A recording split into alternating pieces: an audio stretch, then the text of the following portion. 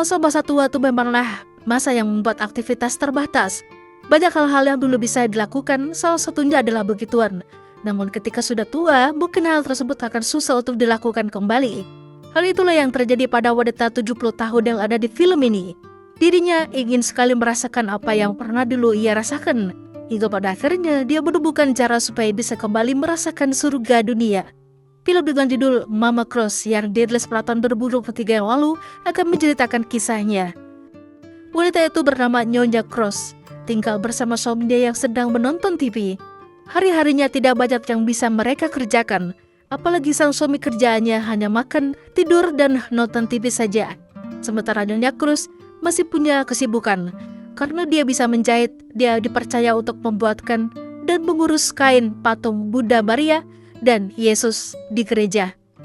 Selain itu, Nyonya Cross juga taat beribadah.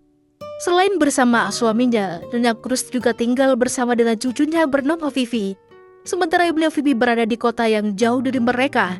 Ibunya Vivi menekuni bakatnya dalam bidang tari, dan mereka berharap ibunya Vivi bisa mewujudkan cita-citanya menjadi penari profesional.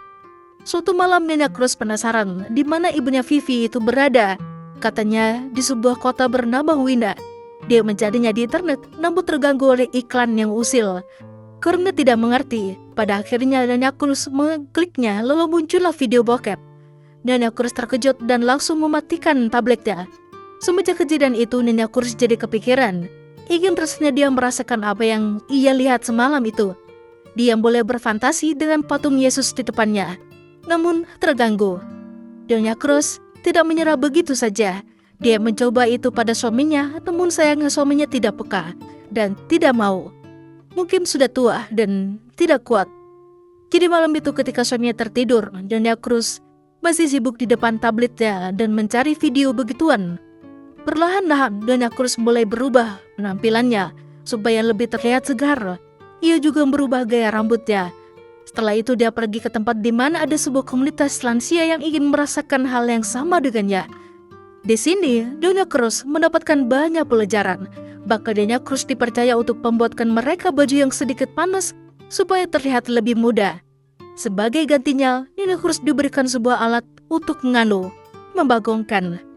Nyonya Cross bertanya pada anaknya, yaitu ibunya Vivi, apakah dia pernah begituan di sana?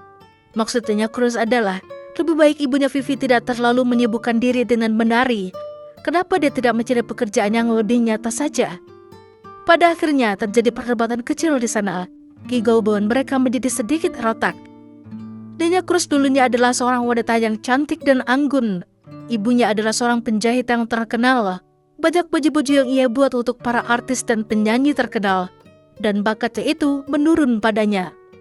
Makin hari Nyonya Cross dan teman barunya makin meliar. Bahkan mereka pergi ke kafe untuk bersantai dan berujung teler. Suaminya yang melihat itu agak penasaran apa yang dikerjakan istrinya. Nyonya Cross hanya mengatakan kalau dia akhir-akhir ini sibuk dengan pesanan. Namun suatu malam, suaminya mendengar Nyonya Cross berbicara dengan salah satu temannya yang bernama Maria dengan video call. Mereka membicarakan masalah permantapan. Dan itu makin membuat suaminya curiga. Sampai keesokan harinya, suaminya mempergoki Nyonya Cross bersama teman-temannya. Di sini, suaminya mengatakan kalau sebenarnya tuh dia tidak bodoh. Dia tahu apa yang dikerjakan istrinya bersama teman barunya. Masalahnya, usia mereka sudah tua. Sudah bukan waktunya lagi buat mereka. Masa-masa mereka sudah lewat.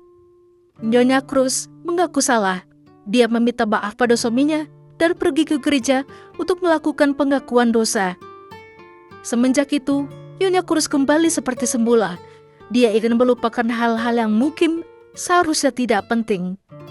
Namun, dia mendapat kabar kalau Maria berada di dalam rumah sakit.